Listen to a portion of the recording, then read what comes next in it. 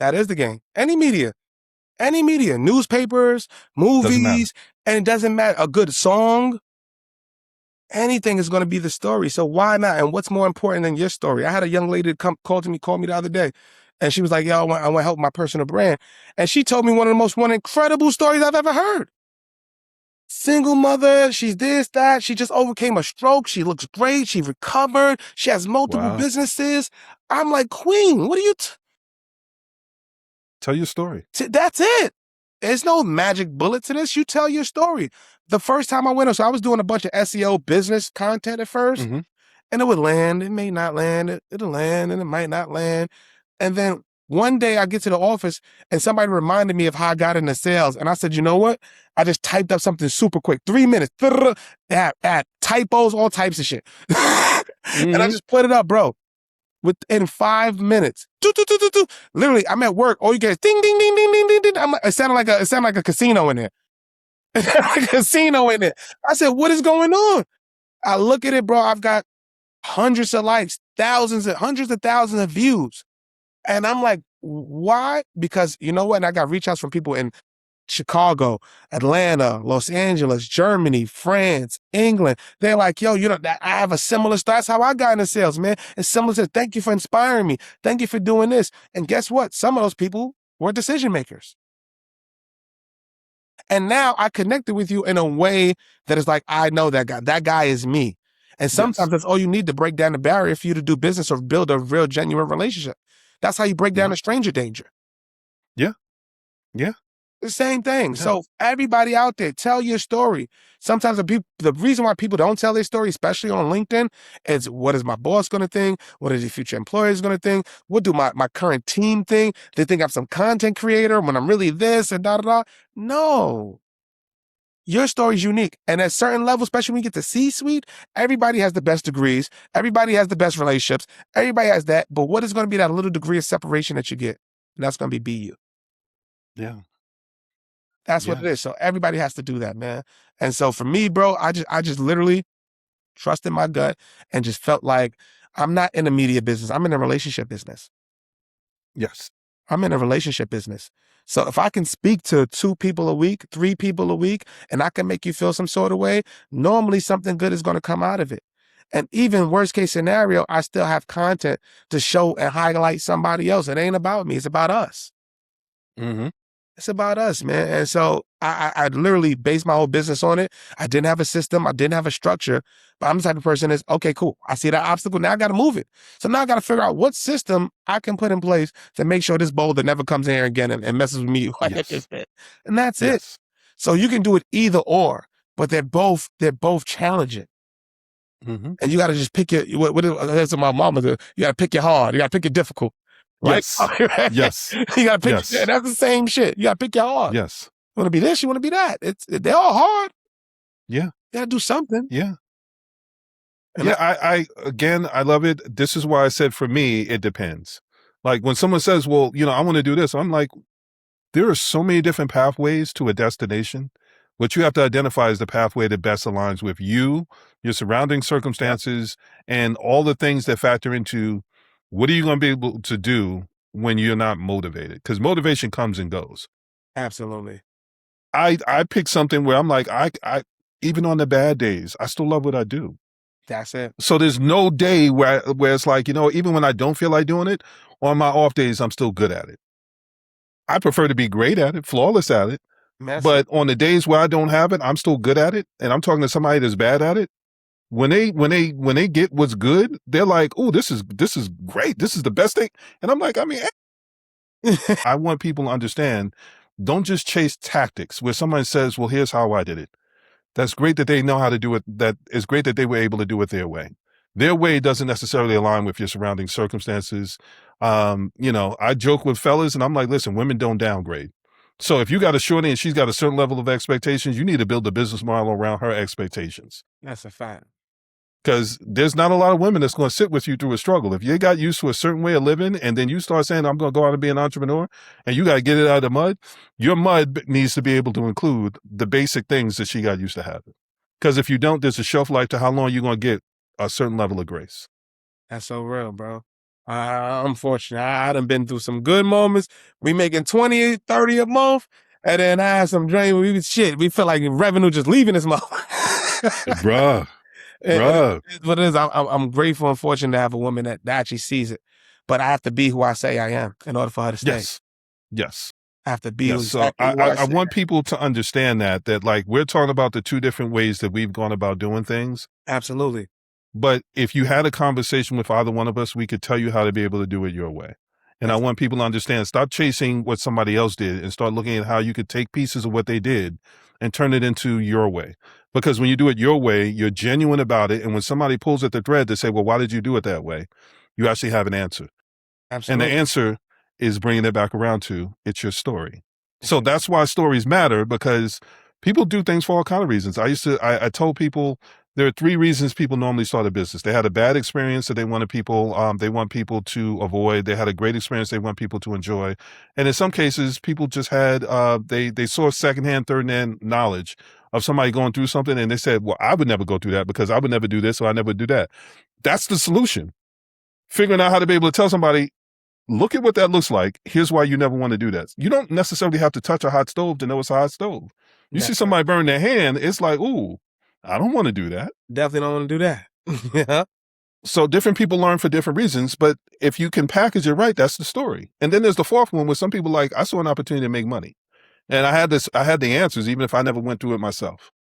Yeah. But if you can tell that story in a way where it's like, there are going to be people that their motivation is money. That's your audience. There are people that like, I don't want to go through the experience. I just want to make the money because I know how to be able to solve the problem. That's a fact. Talk to those people and tell your story, genuine story to those people, and those people will buy from you because their thing is, yeah, I mean, they get it. I don't want to have that experience either, but I do see there's money to be made over there. Absolutely. So I think there's so many ways to be able to do something. Yeah. I wanted to have you come on because I know I can talk about it from the systems, foundation, best practices, frameworks, all the rest of the things where it's like, you said you based it on instincts. My instincts were learn the system, learn the process. So then this way, that is my instincts. So it is instincts, but it's instincts because I've watched so many different iterations of it that it's not really instincts, if I'm being honest. It's me having examples that I can pull from. Absolutely. You are pulling from not, I won't say thin air, you're pulling from your experiences, but your experiences are allowing you to make instinct decisions. Absolutely. That's how you ended up at the restaurant with Jadakiss. And the moment you saw it, you realized there was an actual opportunity. That's how you were able to have 2 guests on a week. And these aren't just random people. These are people that people actually want to hear from, learn from, and they have stories. And you're helping to put their stories out, but you're helping other people realize that their stories matter. Absolutely. But that Jadakiss only happens why? Because I gave myself for the kids earlier. Now I could have went to a beach and been on vacation and been like, yeah, I'm gonna do me and da. But I chose to spend my birthday with 100 kids from Newark, New Jersey. You know what I'm saying? That look like me. And we got I kid you not, we got 5, 6 entrepreneurs on the panel. I'm moderating the panel and they asking me questions because you know why? I came in there looking like them. Yeah. I came in there looking like them, hat, hoodie on, chilling, some Jordans on. They like, oh, yo, mister, you do that? Mister, you talk to them? Mister, how'd you do that? Mister, can we take a picture, mister? Of course we can. And that was for the free. That was I just want to do that. I want to be fulfilled. So I always do things for the right reason and it always comes back. So I don't look at it for money. I don't. Because I know that's going to come. Once you start chasing the money, the shit start running away. You know how it goes. It starts running away. It starts doing the Michael Johnson on your ass. Yes. I don't want to do that. I'd rather somebody want to work with me because they know who I am. They know my value, right? And sometimes, and what I've realized in these relationships, every seed sprouts differently. Every seed sprouts differently. Some people are going to love you so much and be like, yo, I'm going to make something today. Some people may take a little longer. Some people want to see if you're serious. Some people want to see if you are who you say you are. And the people I'm speaking to that are these C-suite executives, been 20, 30 years, they got a lot of skin in the game and they got some shit to lose. And so they're not going to just jump out on a limb with you. That part right there. And it's you understanding that. So the ask I'm going to make is not going to be some far-fetched ask. Anything I do is going to be providing value. So when I do make an ask, it's like, yo, Jarrett, what do you need? What do you need? You need me to come over? Yeah. Absolutely. Absolutely, I'll come over here. But before then, I had 10 touch points with you. I did nothing but give. Give. And can it be taxing? Can it be tiring? But I love what I do, bro. I love seeing somebody win. I love seeing us win. I love having a great conversation. I love learning. I'm getting a Harvard degree in business. 2 times a week. People that have been through real life experiences every single week. And there's one underlining thing that they all have in common. They all bet on themselves. They all went against the grain. They all went through some sort of failure. They all had to, pick themselves up, dust their shit off, show that they're them. They all got fired. They all had to have it, right? And something that Paxton told me, he's the owner of Nationals. He said every story has to have the villain. Yes. Have to have the villain. The villain is poverty. The villain is the bad job. The villain is this, that, right? And we're all we all have a villain we're fighting. We all have them. And I just don't give a shit. You know what I mean? I'm just going to keep on pushing. I'm going to keep on pushing. I'm going to stay positive. There's days I don't want to pod. But when that red light goes on, bro, it's game time. And I'm back to who I am. Yeah. And it is what it is, bro. So I just want everybody to understand, like, this isn't easy. It isn't. There's a lot of bad conversations I had. There's a lot of great ones. Some interviews took me 30 times to get somebody on the show. And then I had to realize how to monetize afterwards. Yeah. Real talk. Yeah. That's something I had to learn. I got not one, I got 2 Matthew Knowles interviews. And I'm like, yeah. What do you do? And now I gotta find a sponsor. Now I gotta find this. Now I gotta find that. Now I gotta edit it. And it's a lot of work. But once again, like you said earlier, bro, you have to love it. And I love it. I'll wake up podcasts, and I wake up dreaming of different ways that I could, not the monetization. How can I change the game to make sure that we have a voice? How can I be the new BET, the new Shade Room, the new CNN for our culture? And that's my goal, bro. And regardless of what it looks like, I'm going to figure it out. And so I want people to have that same passion, that same drive. You're gonna get rocked a couple of times. You're gonna have your bad days.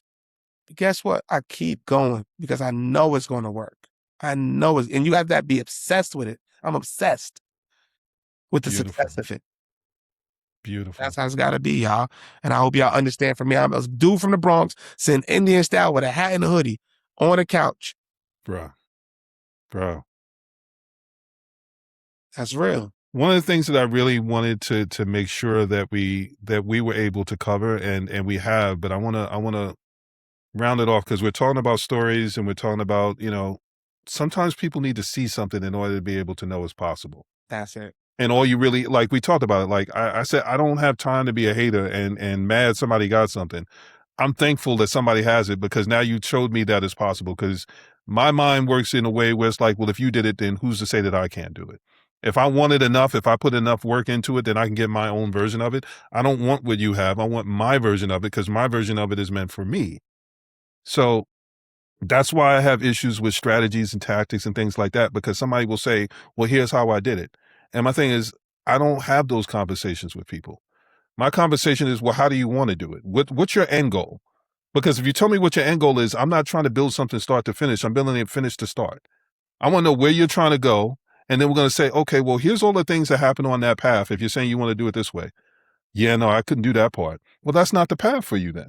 Let's figure out what the next path looks like so that we can get further and further down that road and get you to where that destination is. So much of the advice and things that are given are based on perfect scenarios. Why I say it depends is because I'm basing it on things are not going to go perfect. And I think that's where, like, getting it out of the mud is drastically different. And this is where it's like, it's a little bourgeois to be able to say, but it's I believe it. When you said, like, everybody needs a villain, there's so many different ways to put it, but like when you've hit rock bottom, when you've gone through something, success comes from having to go never again. That's it. That never again, anytime you talk to someone that's truly successful, in their story, there's a never again moment. Like, you can have a lot of success. I know a lot of people that won, and I can't really have a conversation with them because they haven't failed yet.